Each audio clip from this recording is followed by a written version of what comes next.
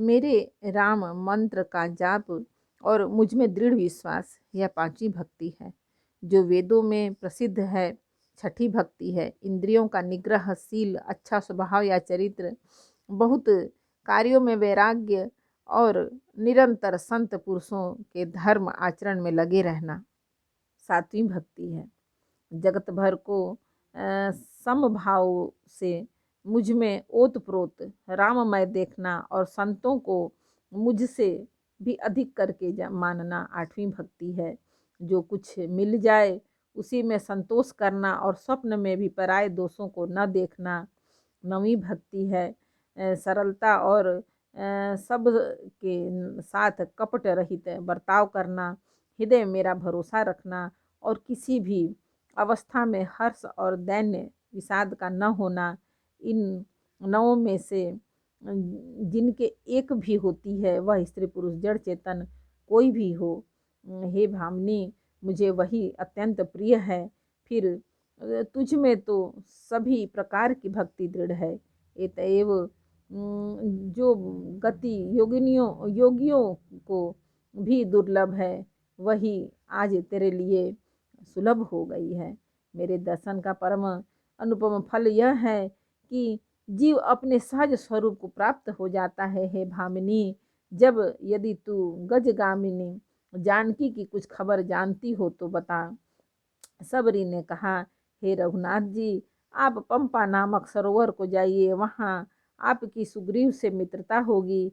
हे देव, हे रघुवीर, वह सब हाल बतावेगा।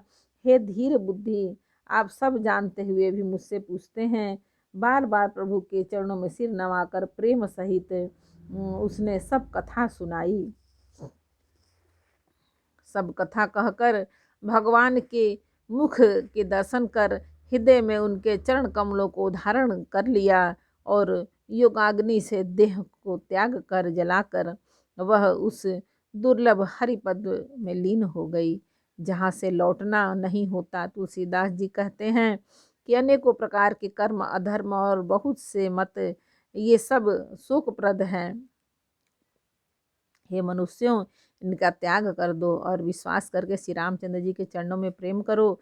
जो नीच जाति की और पापों की जन्मभूमि थी, ऐसी स्त्री को भी जिन्होंने मुक्त कर दिया। अरे महा दुर्बुद्धि मन, तू ऐसे प्रभु को भूल कर सुख चाहता है। श्री रामचंद्र जी ने उस वन को भी छोड़ दिया और वे आगे चले। दोनों भाई अतुलनीय बलवान और मनुष्यों में सिंह के समान है। प्रभु विरही की तरह विषाद करते हुए अनेकों कथाएं और संवाद कहते हैं। हे लक्ष्मण, जरा वन की शोभा तो देखो, इसे देखकर किसका मन क्षुब्ध नहीं होगा। पक्षी और पशुओं के समूह सभी स्त्री सहित हैं, मानो वे मेरी निंदा कर रहे हैं। हमें देखकर जब डर के मारे हिरणों के झुंड भागने लगते हैं तब हिरनियाँ उनसे कहती हैं, तुमको भय नहीं है, तुम तो साधारण हिरणों से पैदा हुए हो, अतः तुम आनंद करो। ये तो सोने के हिरण खोजने आए हैं, हाथी हाथनियों को साथ लगा लेते हैं। वे मानो मुझे शिक्षा देते हैं कि स्त्री को कभी अकेली नहीं छोड़ना चाहिए। भली भांति चिंतन किए हुए शास्त्र को भी बार बार देखते रहना चाहिए। अच्छी तरह सेवा किए हुए भी राजा को वश में नहीं समझना चाहिए और स्त्री को चाहे हृदय में ही क्यों न रखा जाए, परंतु युवती, स्त्री, शास्त्र और राजा किसी के वश में नहीं रहते। हे तात, इस सुंदर वसंत को तो देखो, प्रिया के बिना मुझको यह भय उत्पन्न कर रहा है। मुझे विरह से व्याकुल, बलहीन और बिल्कुल अकेला जानकर कामदेव ने वन भौरों और पक्षियों को साथ लेकर मुझ पर धावा बोल दिया है। परंतु जब उसका दूत यह देख गया कि मैं भाई के साथ हूँ, अकेला नहीं, तब उसकी बात सुनकर कामदेव ने मानो सेना को रोक कर डेरा डाल दिया है। विशाल वृक्षों की लताएं उलझी हुई ऐसे मालूम होती हैं मानो नाना प्रकार के तंबू तान दिए गए हैं। केला और ताड़ बहुत सुंदर ध्वजा पताका के समान हैं। इन्हें देखकर वही नहीं मोहित होता जिसका मन धीर है। अनेकों वृक्ष नाना प्रकार के फूले हुए हैं, मानो अलग अलग बाना धारण किए हुए बहुत से तीरंदाज हों, कहीं कहीं सुंदर वृक्ष शोभा दे रहे हैं। मानो योद्धा लोग अलग अलग होकर के छावनी डाले हों, कोयले कूंज रही हैं। वही मानो मतवाले हाथी चिंघाड़ रहे हैं। ढेक और महोख पक्षी मानो ऊँट और खच्चर हैं। मोर चकोर तोते कबूतर और हंस मानो सब सुंदर ताजी अरबी घोड़े हैं। तीतर और बटेर पैदल सिपाहियों के झुंड हैं। कामदेव की सेना का वर्णन नहीं हो सकता। पर्वतों की शिलाएं रथ और जल के झरने नगाड़े हैं। पपीहे भाट हैं जो गुड़ समूह विरदावली का वर्णन करते हैं। भौरों की गुंजार भेरी और सहनाई है। शीतल मंद और सुगंधित हवा मानो दूत का काम लेकर आई है। इस प्रकार चतुरांगिणी सेना साथ लिए कामदेव मानो सबको चुनौती देता हुआ विचर रहा है। हे लक्ष्मण, कामदेव के इस सेना को देखकर जो धीर बने रहते हैं, जगत में उन्हीं की वीरों में प्रतिष्ठा होती है। इस कामदेव की एक स्त्री का बड़ा भारी बल है, उससे तो बच जाए वही श्रेष्ठ योद्धा है। उससे जो बच जाए वही श्रेष्ठ योद्धा है। हे तात, काम क्रोध और लोभ ये तीन अत्यंत प्रबल दुष्ट हैं। ये विज्ञान के धाम मुनियों के भी मनों को पल भर में शुद्ध कर देते हैं।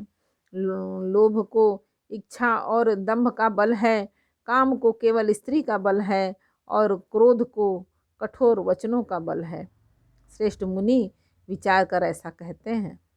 शिव जी कहते हैं, हे पार्वती, श्री रामचंद्र जी गुणातीत तीनों गुणों से परे चराचर जगत के स्वामी और सबके अंतर की जानने वाले हैं। उपयुक्त बातें कहकर उन्होंने कामी लोगों की दीनता बेबसी दिखलाई है और धीर विवेकी पुरुषों के मन में वैराग्य को दृढ़ किया है। क्रोध, काम, लोभ, मद और माया ये सभी श्री रामचंद्र जी की दया से छूट जाते हैं। वह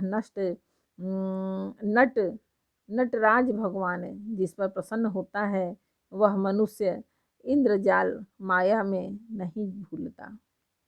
हे उमा, मैं तुम्हें अपना अनुभव कहता हूँ। हरि का भजन ही सत्य है, वह सारा जगत तो स्वप्न की भांति झूठा है। फिर प्रभु श्री रामचंद्र जी पंपा नामक सुंदर और गहरे सरोवर के तीर पर गए। उनका जल संतों के हृदय जैसा निर्मल है।